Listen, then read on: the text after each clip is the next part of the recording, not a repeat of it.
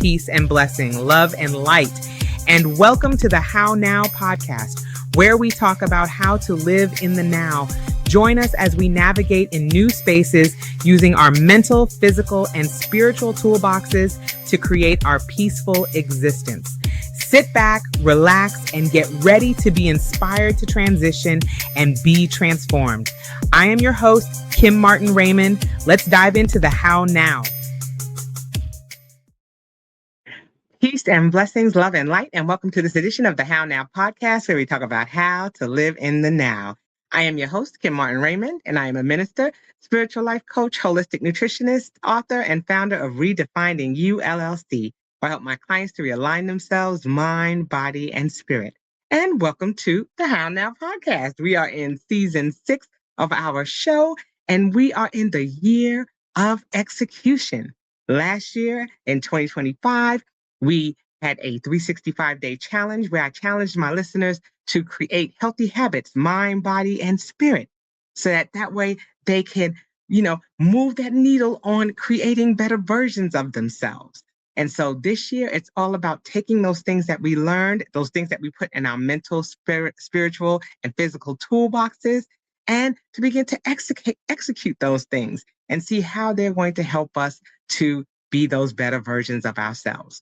Another thing that we did this year was we had 4 segments that we've been implementing through 2026. And one of them has been Living Your Purpose with Jason Gerardo, where he's been talking about the bridge technique. And that's where we've been taking those walls and those barriers that exist in our life, and we've been creating bridges so that way we can get on the other side of living our purpose and doing things in a more effective and purposeful way.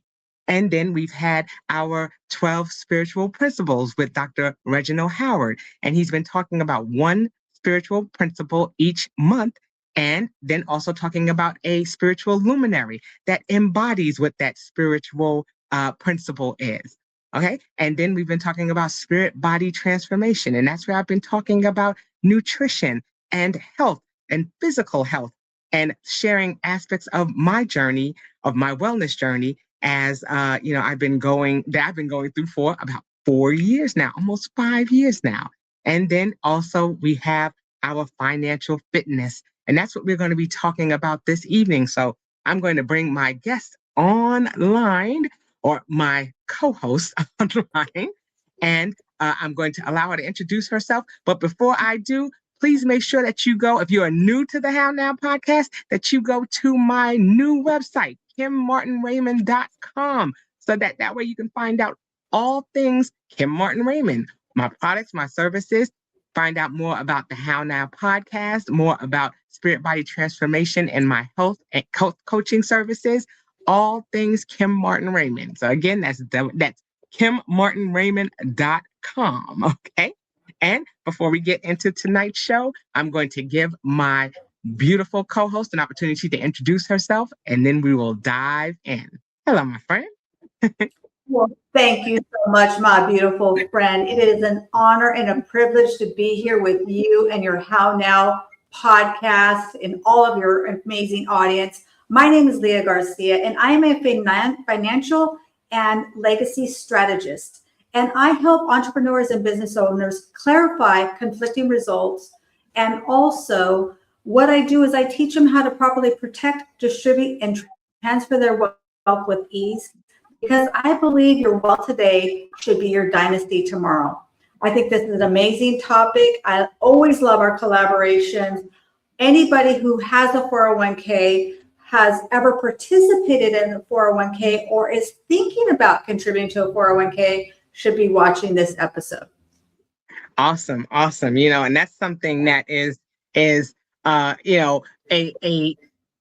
topic that is dear to me, because I, worked in companies that didn't have 401ks, that had other types of programs that you invested in. And so there are some things about the 401k that I don't know. And so I'm glad that we're, tackling this topic, because there are so many people who have left jobs or have been a part of companies and didn't understand the dynamics of the 401k and the benefits of having one. And so it's something that I really feel we need to tap into, so that people, understand the power of the 401k. You hear about 403Cs, you hear about all the kinds of things. So I definitely want us to have an opportunity to dive in and really understand, how to maximize this particular process.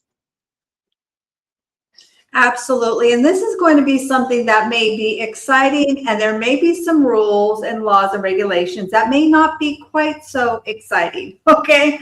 So let's dive into this. First of all, a 401k is an IRC code. That's all it is. So you have 401A, 401B, all the way down 401k. It's an IRC code, and that code regulates all the laws and rules and regulation that govern your 401k. So a lot of people don't know, what is this 401k? Where did it start from? They just know the code, but they don't understand what it means. So there are rules that govern your 401k. Make sense? Yes. But I didn't realize Yes. that. So Okay. they are So codes, all codes, 401A all the way through K. That's right. Okay. Yep. And the maximum contribution, and we're going to circle back to that because that's important to understand. The maximum contribution for anyone under the age of 50 years old is $24,500. Now check this out. I don't know when you started in your 401k, but most people start probably in their 30s or 40s. But do you know, if you started at age of 18 and maxed it out, how much money do you think you would have? And let's say you earned an average 7% rate of return. How much money would you think you would have? Oh, money. Okay, look, carry the one. I don't know. Over $1 million? If you maxed it out and earned an average 7%, which the market goes up and down, so you'd have good years and you'd have losses, right? It goes up and down. You would have $7.4 million. Jeez, okay? If you started at the age of 18. If you waited 5 years and did the same thing, so at age 23, you started maxing it out, you would have $5.4 million. But if you wait until age 30 and you max out your 401k, you would have $3.4 million. So wow. With that being said, let me ask you, what do you think is the average balance in a 401k for anyone ages 65 to 69? What do you think is the average balance border to border, right? So in the US.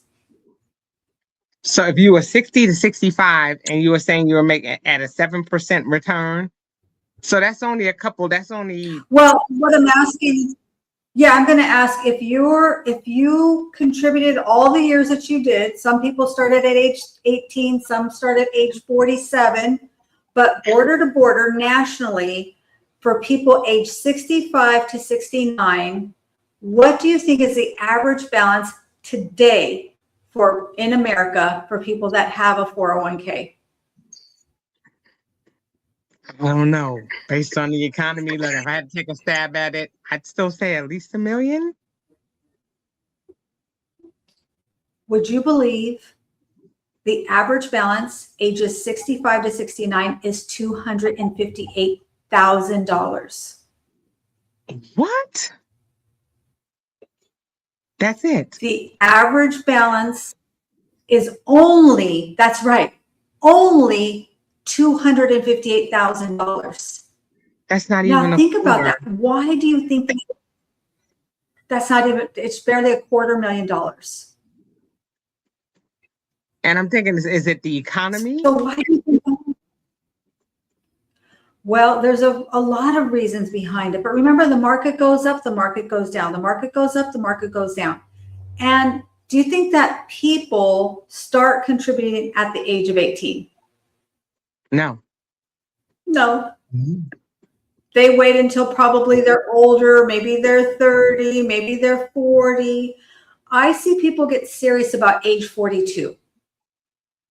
That's when they start to buckle down and say, I got to really start doing something, 42 to 45. Before then, they don't really think about it. And what we're doing is we're losing the time value of money because it's a compound compounding effect that happens. You contribute money and it invests, and then we can contribute and it grows and we start to gain interest on that. So this is really scary. You're right. I see the look on your face. This is really frightening. Do you think people can retire with only $250,000, no matter where you live? No. The majority of people cannot retire. They are not prepared for retirement. This is frightening. It really is, because we're talking about a large generation. We're talking about baby boomers. So just kind of sit with that. It's important for your viewers to ask themselves, if they have a 401k, are they contributing? They got to start to understand. We got to start playing chess. Remember, we got to start knowing the rules of the game. So at age 50, remember the maximum contribution under 50 is $24,500. At age 50, there's a catch-up provision, if your plan allows it, for an extra $8,000. So if you're over 50, you can contribute another $8,000. And if you're age 60 to 63, you contribute up to $11,250. They call it a catch-up provision if your plan allows it. Remember, these are rules set by your employer. Your employer's plan has to allow that. So if they do, you have some ability to have some catch-up provisions. Any questions about that? What?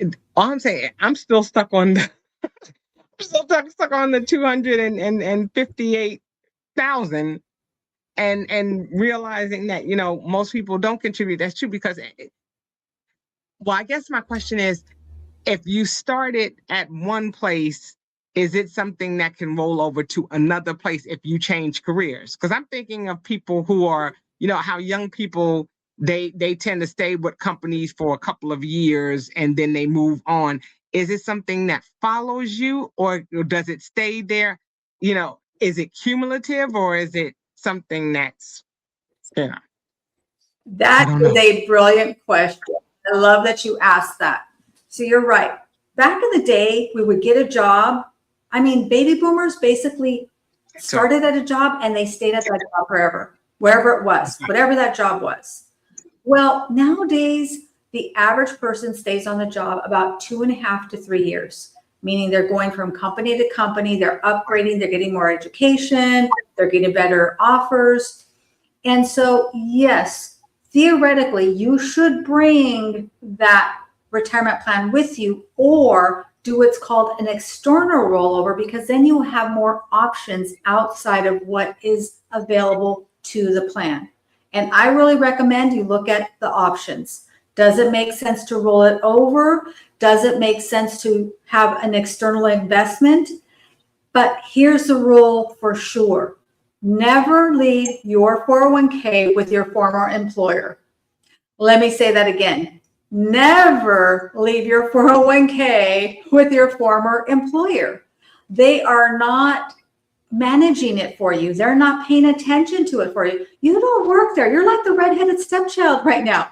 They would rather have you take that 401k and do something else with it. So either do what's called a rollover, custodian to custodian. There's no taxes, no fees, no penalties, and it goes right over. Or do an external rollover, because when you do an external rollover, you'll have more options.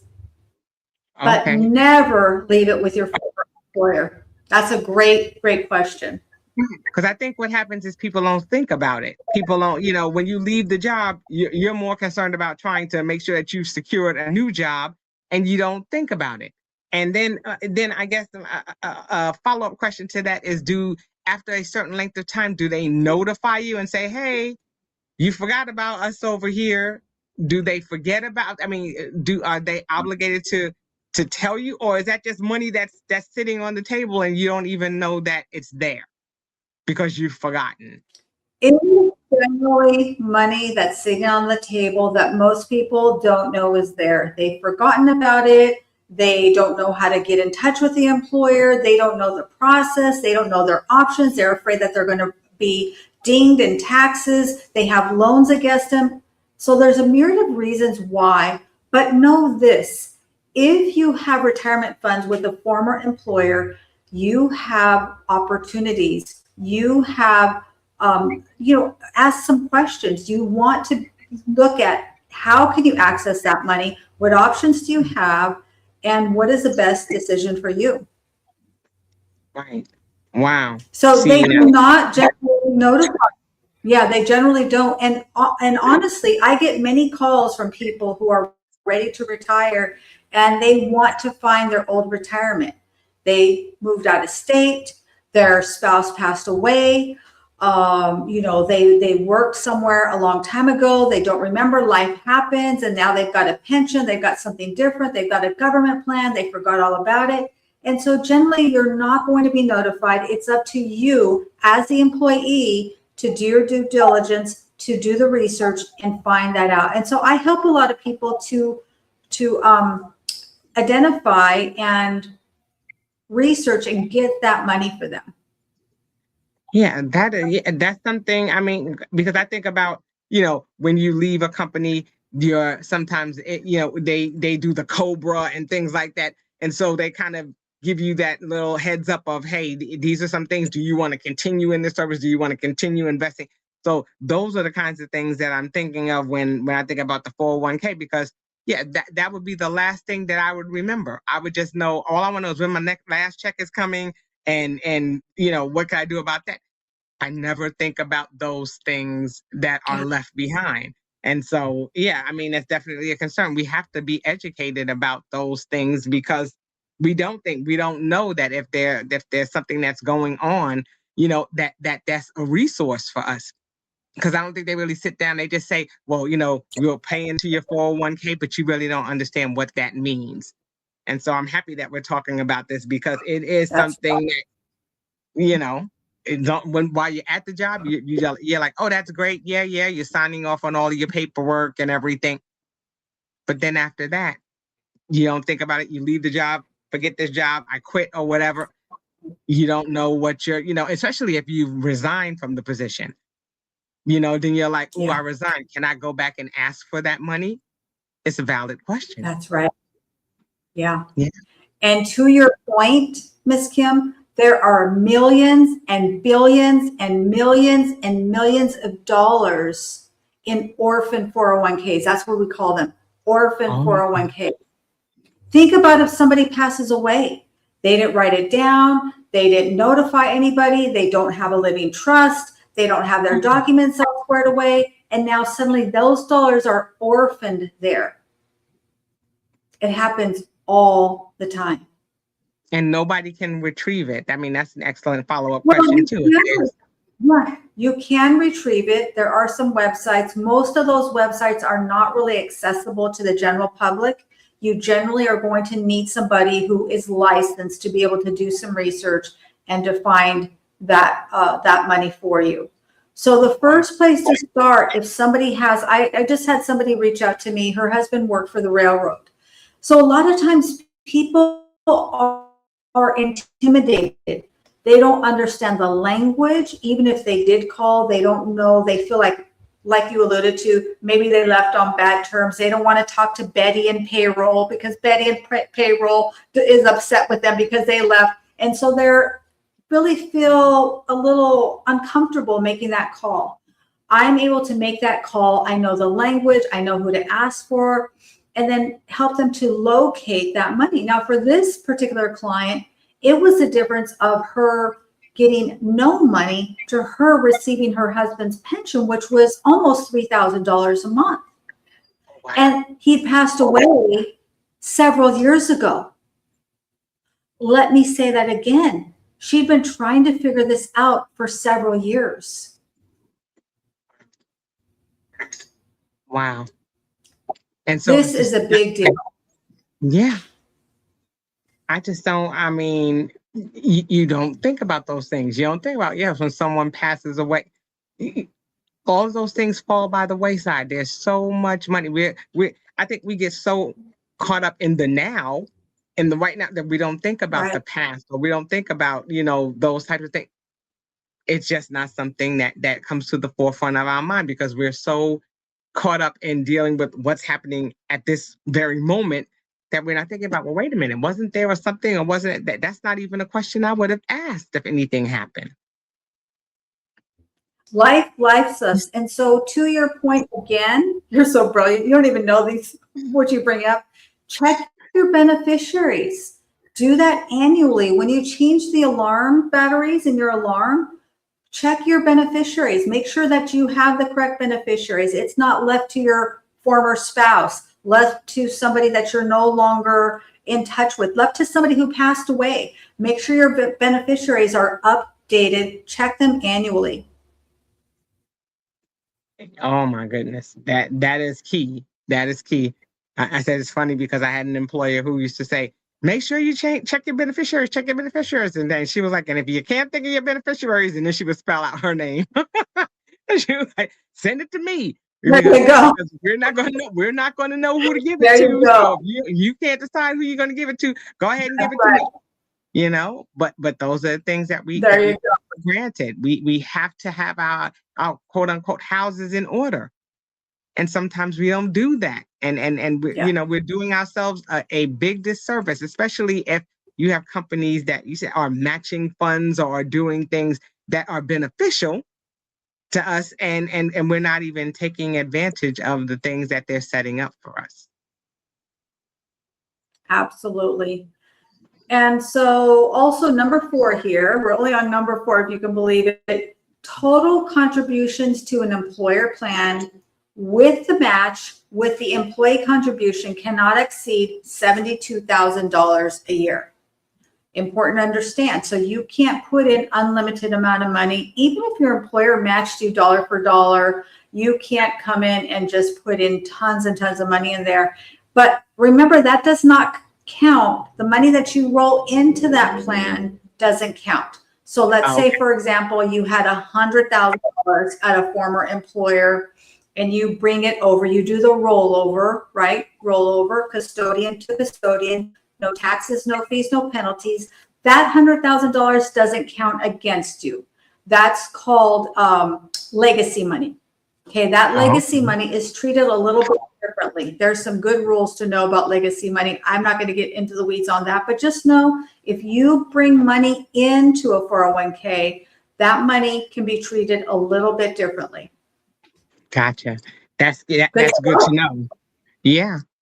Because that's like you said, if you're stacking it, I like that custodian to custodian and knowing that it's tax free and penalty free, because that's kind of where that the loophole, if you don't do it a certain way, it can cost you. That's right. Custodian to custodian, which there would be no taxes, no fees, no penalties. That's called a rollover. Okay, just like a rollover. I always think of it like pie or a turnover, right? It's just like it's one little pie. We're just moving from one place to another. Right.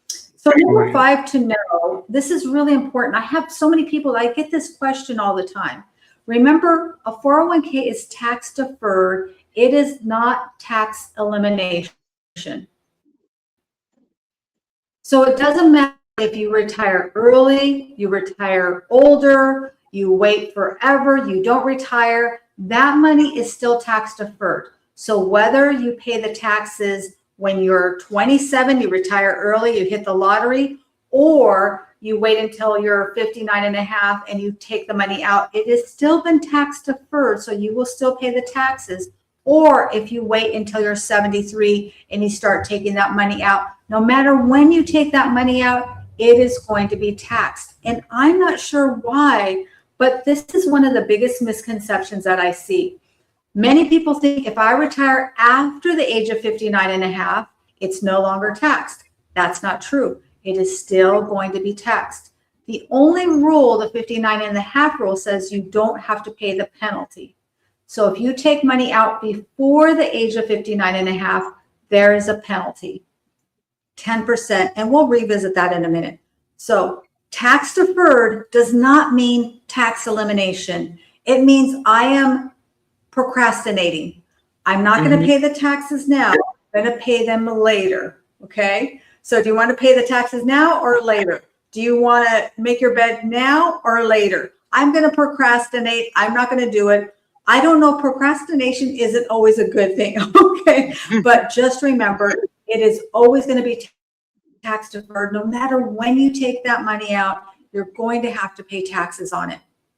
Gotcha. Was that something that you knew already? I did not know that. I mean, well, I know that they have to that they do the taxes at some point, but like I said, I didn't know that whole thing of not having to pay the penalty if you remove that money after the age of 59.5. Right. I just wanted to make sure I heard that right. Okay. And then, but then even if you take it out, like you said, if you retire at 73, they're still going to take the taxes out. The bottom line is the taxes are coming out, like you said, either now or later. Okay. Got it. The taxes are coming out. So basically, when you sign your name for a 401k, you're entering a contract with the IRS, is what you're doing. And that rule doesn't change. That is going to be tax deferred, and you're bound by the laws, rules, and regulations that govern that 401k. So number 6, this is something I see people get tricked up for often, that your employer may have a vesting schedule. And this is what I mean. They may be matching, let's say they're matching you dollar for dollar up to 10%. I don't know, let's just say. But your vesting schedule is saying you don't own all of those dollars until you've been with a company X number of years. Okay. So the employer can say that vesting schedule is 50% after 5 years and 75% after 7 years. And after 10 years, then you own all of that money. Okay. Well, so if you leave before then, they could take back whatever the match that they've contributed. You haven't gone through the vesting schedule, so you don't own those dollars yet. You have to go through the entire vesting. So when you sign up for a 401k, you should ask, what is the vesting schedule? If they're doing a match, what is the vesting schedule? At what point do I own those dollars? Is it 1 year? Is it 5 years? Is it 10 years? How long do I have to stay here before all of the match is my money that I'm putting in my pocket? Right. And so if you leave prior to that, and you decide to roll it over, they're going to take back the portion that has not been vested. That's right. Oh, that's good to know. That is really good to know. Yeah. That's really good to know. And these are things that people think to ask. When you start up for a new plan, ask them, what's the vesting schedule? Do you match?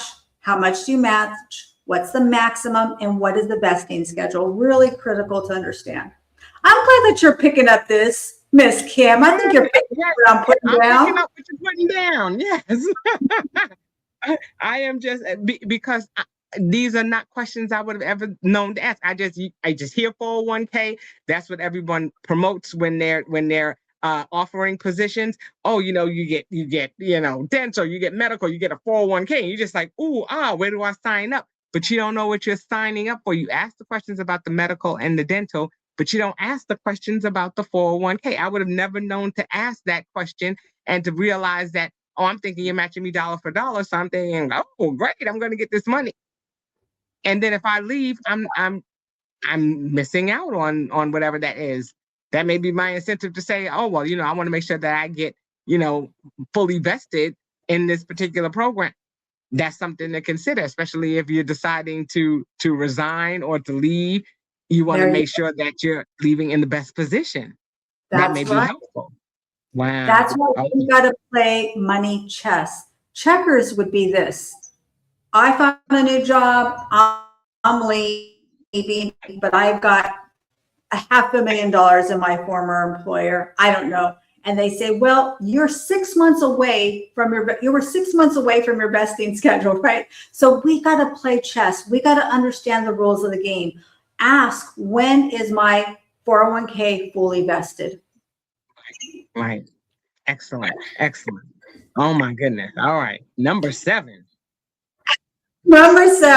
We kind of talked about this one. So if you pull money out before 59 and a half, and by the way, 80% of people will pull money out of their 401k before the age of 59 and a half. If you do that, you're going to pay the state taxes, the federal taxes, and an excise tax of 10%. Okay. Because remember, this is tax deferred. Yeah, it's tax deferred. So we'll pay the state taxes if you have state taxes, federal taxes, whatever federal tax bracket you're in. And by the way, that money could be, it's also going to go towards your taxable income, and you're going to pay a penalty.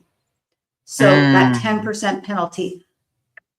Very cautious about pulling money out of a 401k. Like I said, 80% of people will pull money out of their 401k before the age of 59 and a half. Probably not a wise thing to do. Right. So you're saying the penalty, the 10% penalty is on state and federal? It's 10% on the total. Oh, okay. For state and, okay. Good question. Wow. Thank you for the clarification, Ms. Kim. Yes. Okay. Oh my goodness. And yes, like you said, because life happens and people have emergencies or things happen and they need to pull out that money, but they have to realize that, like you said, that penalty comes and that comes at a cost. It does. And when it's time to cash out, you don't want to have any percentage, anything above 1% to be coming out, because it becomes significant, I guess. It becomes significant. So that's why number 8 is really relevant. If your plan allows and you don't have an emergency fund, you can't put things on a credit card. Maybe your credit cards are maxed out. You can't take a loan on your house. Please use this at the very last resort. Don't use this for a vacation. Don't use it because just, I want to buy a car. But if your plan allows, you can borrow money up to $50,000 or 50% of whatever you have in your 401k. So let's say, for example, you have $100,000. The maximum you can take a loan on is $50,000. But if you don't have that amount, then it's 50%. Okay, the lesser, whatever is lesser, whichever is lesser. So in that example, 50. So the lesser of 50,000 or 50% of whatever is in there. However, you can't take a loan just for anything. These are for emergency situations. Your plan's going to have rules that govern that. They might say if it's a death, something like that, those kinds of emergencies, and ask you to prove it. So don't treat it like a piggy bank. A lot of people treat their 401k like a piggy bank that they go ahead, borrow, no big deal. No, not a wise thing to do, because this is why people don't have much money in their 401k when they retire. That's why they only have $250,000 by the time it gets to retirement. Right. Wow. And remember, if you don't repay, let's say you default on that loan, you don't keep up with it, that IRS can consider that a taxable event. And then you go right back to paying federal, state, and if you're under the 59 and a half rule, pay additional taxes. Wow. So like you said, as you're paying, sometimes is it that if you borrow against it, they don't automatically take it out of your payroll check? Is it something separate? They can automatically take it out. A lot of times they will. But let's say you depart from the company and now they don't have access to your payroll. Got you. So you're supposed to set up some type of way in which to pay that back. Otherwise, it goes into default. If it goes into default, the IRS can actually consider that as a taxable event, just like if you went and pulled that money out, and you'll pay the state, federal, and if applicable, the 10% penalty. Is this getting good? I'm getting fired up. I'm like, oh my goodness. This fires me up because people don't know this information. We have to be educated. We got to look towards our money. And I understand this might seem overwhelming, but you do have an HR department. And if your HR department is not willing or doesn't know, then ask to speak to the custodian. And if the custodian won't speak to you without paying a fee, call a fiduciary, call somebody who's a specialist. Call me. I can help you to see and get the answers for you, right? This is important. We got to understand about our money. We got to play the rules of the game. Yes, absolutely. That's a critical one. That's critical. That's a critical one. Yeah, because you said people borrow against it all the time. And so if you don't know that, those penalties are, like you said, you walk away from the job, it's like walking away from paying a credit card. There's going to be you're going to be penalized, and some people are not going to ask and say, hey, I borrowed against it. I was taking out, I'm just going to leave, and they could just take it out of the money that I left there. That's not necessarily the case. Well, you got to be clear. Okay. You got to be clear. If that's the case, then let them know. Okay. You're going to take it right out of the balance. Like, all that is per custodian. It depends on the rules of your particular 401k. Every employer has a fiduciary that governs that plan. So really important to understand. Number 9, you must start taking your RMDs by the age of 73. Currently, it's the age of 73. So let's say, for example, this gets a lot of people tripped up.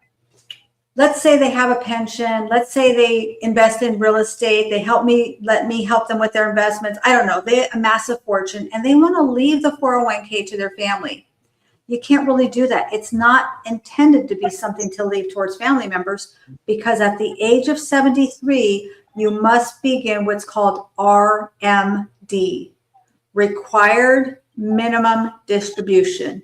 You must start pulling money out, even if you don't need it.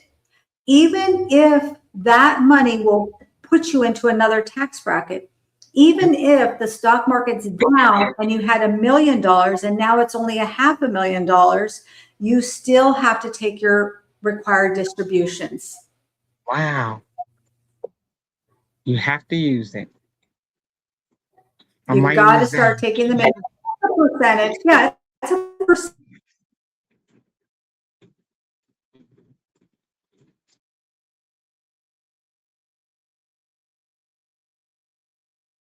$1,000. Okay, let's say they started at $1,000. I think I lost you for a second there. Okay, let's say your RMD started and you had to pull out $1,000 a year. Okay, no big deal. Take out $1,000.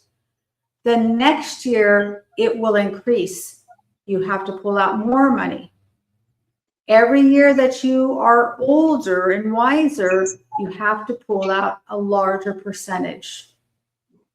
And you're not penalized for that. So you're not penalized unless you don't do it. Then you will pay a penalty. If you don't do it, they're going to charge you up to 50%. Gotcha. Yeah. And that happens. People forget that they have the 401k. They lost track of their employer, just a host of reasons. But oftentimes people won't find out until it's already been a year or two, and then it gets very ugly. Wow. Okay, step number 9. Okay. All right. We got to understand the game. Number 10, we're getting to the good ones here. Yeah. Number 10, when you sign up for a 401k, you only get access to whatever that custodian and your employer allows you to have access to. So let's say, for example, your employer has an ABC company. I'm not going to name one. It doesn't matter what the name is.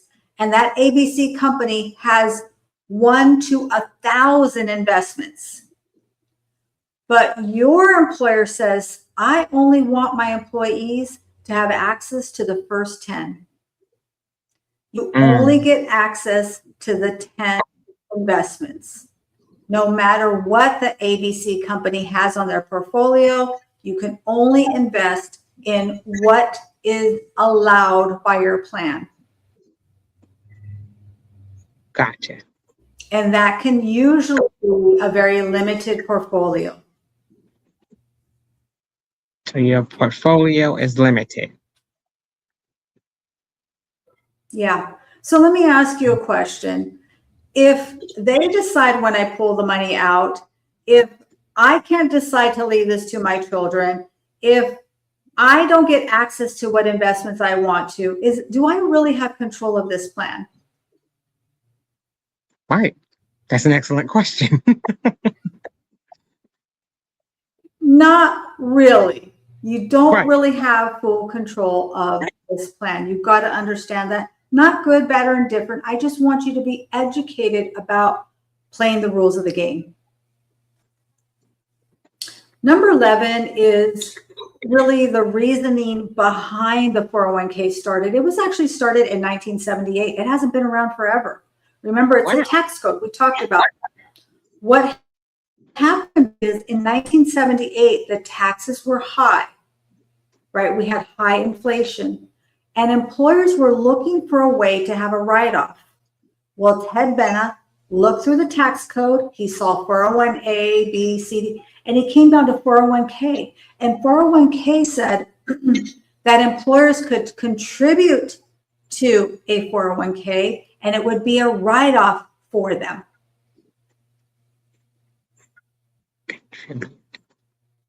They loved that so much, they decided to offer it to their executives.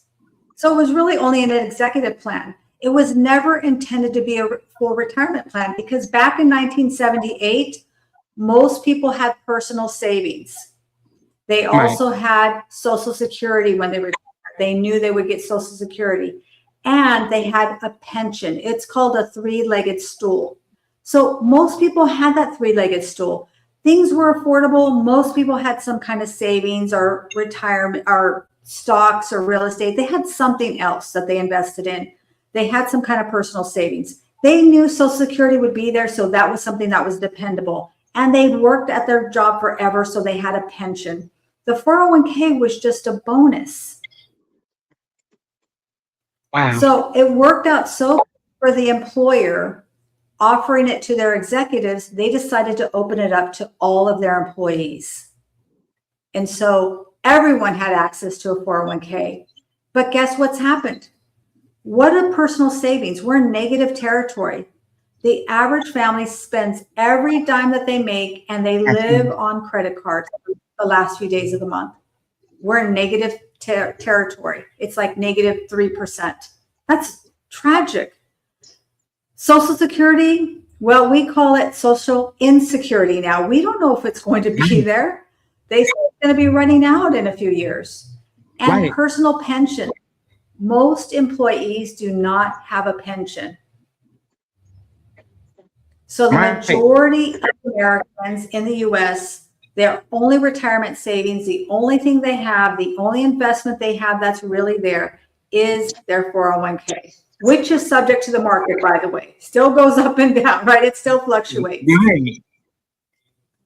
That's scary, because just like you said, that security of that three-legged stool, that's where the legs are going. So here we go. I don't understand all that. That's right. So now we really have a zero leg. We have a goose egg leg. We have a very wobbly catty. It is not supported. It is not safe. It's not secure.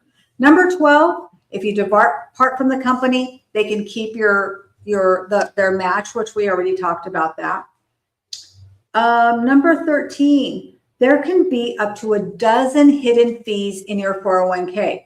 And we do an analysis for my clients when they come on board. I actually do an analysis for them. It's complimentary, doesn't cost them a penny. And the average, what is the percentage you think most people are paying on their 401k? Like the fees, we know there's administration fees, rebalancing fees, marketing fees, 12B1 fees. What percentage do you think most people think they're paying on their 401k? I would say maybe 15%, maybe 15, 20%. Okay, that would be huge. Most people think they're paying 1%, 1.5%. That's the Oh, average. People believe that they're paying. When I oh, do the analysis, the average I see is between 8 and 10%. okay, 8 and 10%. Okay, see, I was just going out there. Yeah. Well, thank God it's not that high, but that's a lot. But think about this. These are hidden fees. These are fees that they're not aware of. They're not going to show up anywhere unless you specifically call, or you read your prospectus, which is that little green book that nobody reads. Right, You're not going to know what the fee. right. And if you don't know, and I think So that's it. I important think to we don't understand. Yeah, I was gonna say I don't think we ask the questions because we don't know, or we don't know the terminology, or we don't have the verbiage to say, oh, okay. Just like you said, with the let me go back in my notes here. When we're talking about the vesting schedule, if you never heard that term before, you wouldn't know how to ask for it. So I think this is important. I Right. hope people are writing things down just like I am, because there are so many things that if we don't know the verbiage, we don't know how to ask. We can just say, well, what do I need to know about my 401k? And they'll just say, well, read that booklet, like you said, that has all the little fine print that's in like 8 font and that no one sits there and reads because they don't understand it. Yeah, But then again, that's where it's important. That's right. That's why it's important to have an advisor that, to be able to help you to, go through the weeds of these things, because we don't understand the terminology. Or even if we do, if they say, oh, well, it's only 8 to 10%. If we don't know what that means, we're just going to be like, okay, so now I know, but I don't know what that means.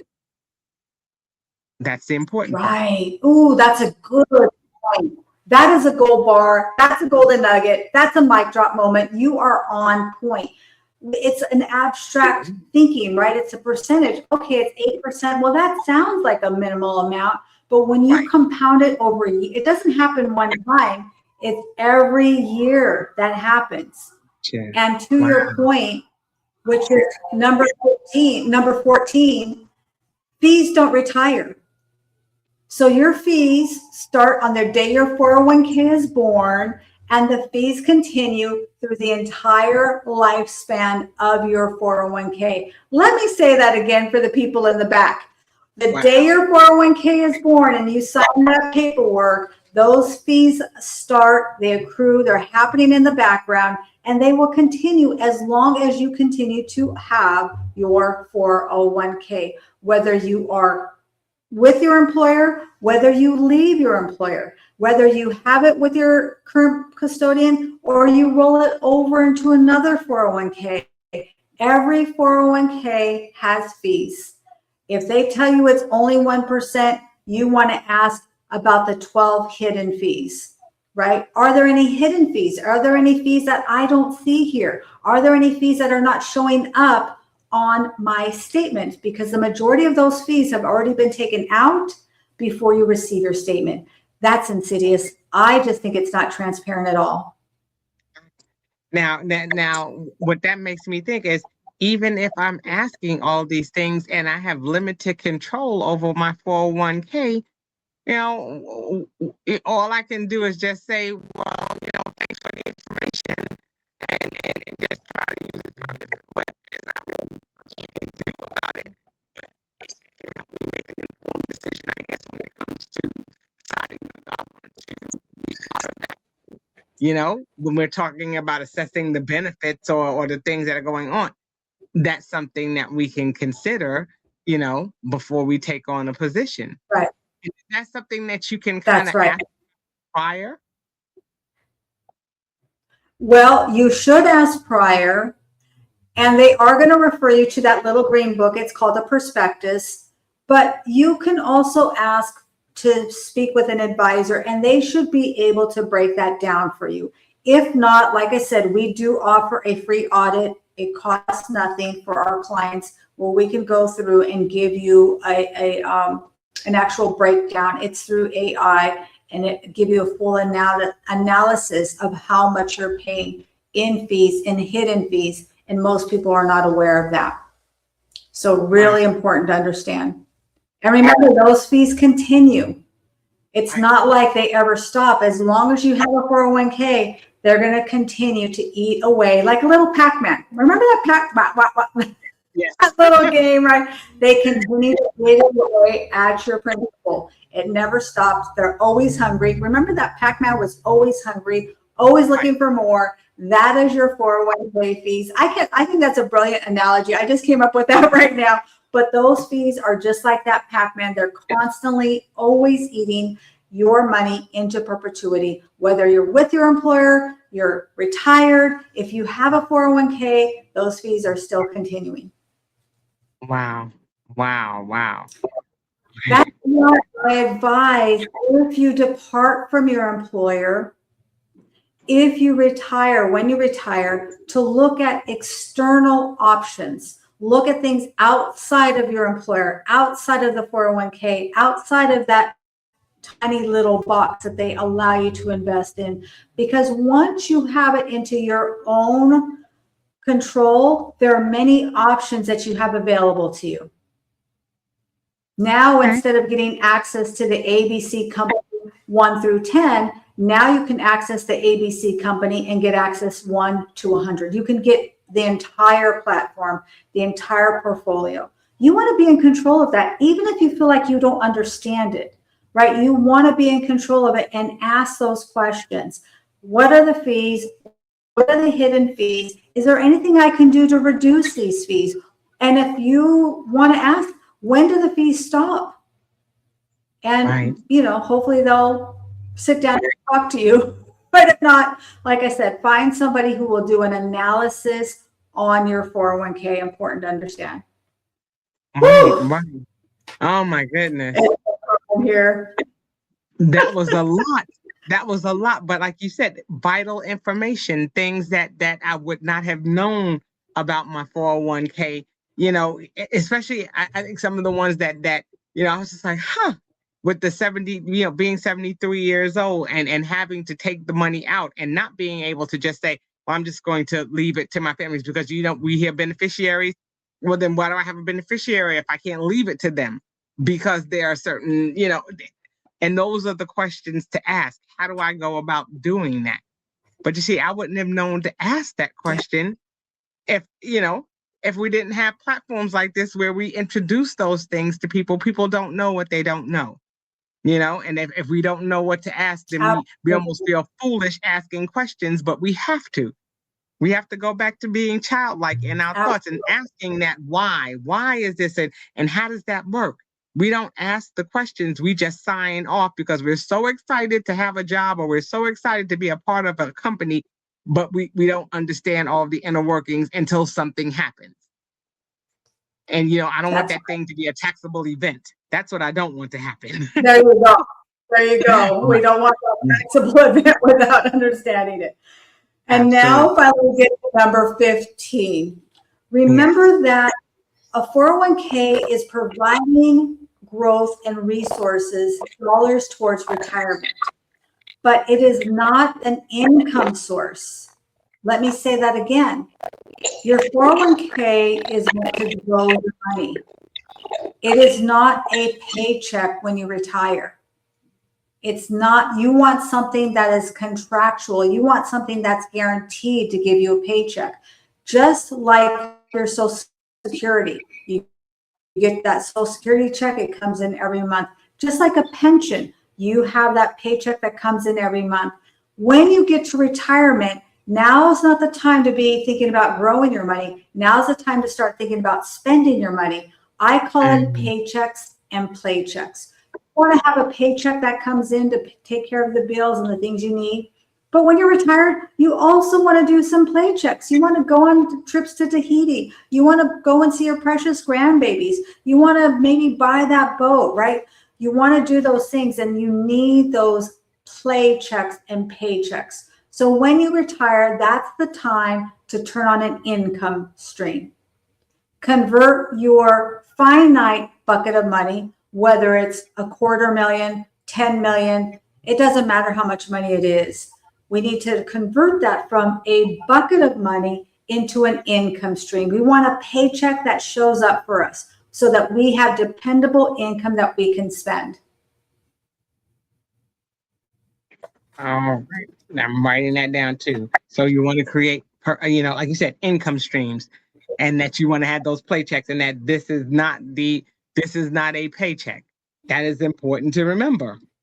Not the tool. That's not the tool for retirement. And by the way, I would ask your audience, if you're getting value from this, share this with somebody else. Tag a friend. Let people know. I want people to understand and look towards their money so that they understand the rules of the game. Yeah. That's what this is all about. This is what it's all about. So as we were saying that's a beautiful segue into making sure that people watch what's going on, what's scrolling at the bottom of this screen. It says, if you want to contact Leah, go to www.leahgarcia.io. So that way, if you want to talk about even having her do an analysis for you to help you with your 401k, or to help to answer any questions that you may have regarding, how investments, anything financial. That's been the point of having her be with me during this year, to talk about those things that are going to help us to be financially fit. That's why she is the Dynasty Builder, to help us to learn ways in which we can grow our finances, ways in which we can educate not only ourselves, but our friends and family. So make sure that you share this episode with a friend, with a family member, so that way they are aware of what to do, or what they may not know about their 401k. So before we wrap things up, give us a few more words of wisdom or some parting words before we go, Leah. I have a bonus. Okay, I gave you 15. I'm going to give you a bonus. If your company is investing in the company stock and they go out of business, they have some kind of bankruptcy thing, you can potentially lose. Yes. And that happened with Lehman Brothers. It happened with many other companies. So ask your company what portion of their company stock are they investing in, and be educated. We got to really understand the rules of the game.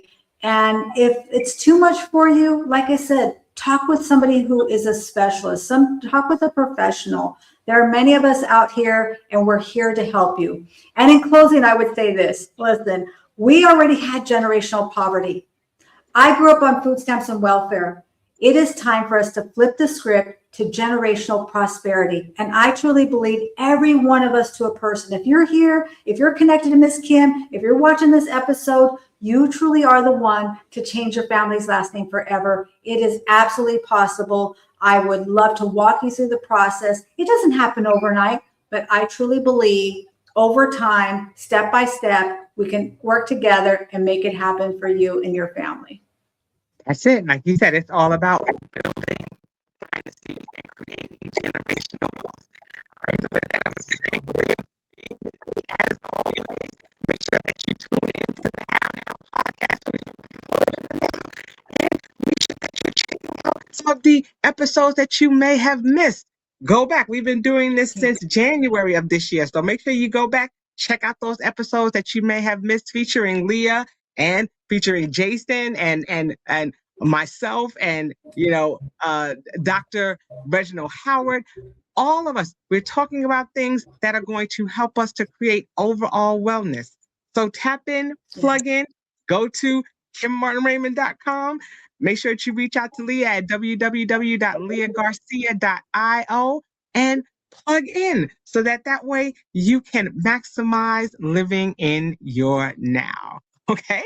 And with that, I'm going to say that'll do it for this episode of the How Now podcast, where we talk about how to live in the now. And until we see you all the next time, I say peace.